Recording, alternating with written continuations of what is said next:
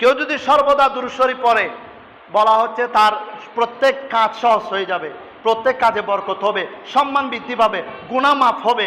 দুরূদ শরীফের এত বেশি ফজিলত, কাল কিয়ামতের ময়দানে আমার দয়াল নবী সুপারিশ পাবে। সুবহানাল্লাহ।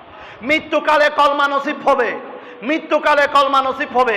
দুরূদ শরীফ সকল রোগের শেফা, মুমিনের ঈমান তাজা রাখে। দুরূদ শরীফের মধ্যে সকল রকমের ম্যাটেরিয়াল বরকতময়, রহমতময় আল্লাহ পুরস্কার সব নিহিত রয়েছে।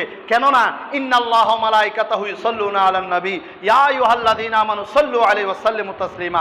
আল্লাহ কোনো নামাজ পড়েন না, যাকাত দেন না, হজ করেন না, কোনো ইবাদতে করেন না, কিন্তু আল্লাহ একটা জিনিস করেন, তার মাহবুবের উপর, হাবিবের উপর দুরূদ শরীফ পড়েন। সুবহানাল্লাহ। সেই জন্য দুরূদ শরীফের জিকির এত পাওয়ারফুল। এটা আল্লাহর জিকির, ফেরেশতাদের জিকির এবং মুমিনের জিকির। এই দুরূদ শরীফ, এই তিন জিকিরের মধ্যে সর্বশ্রেষ্ঠ আফজল জিকির হচ্ছে দুরূদ শরীফ।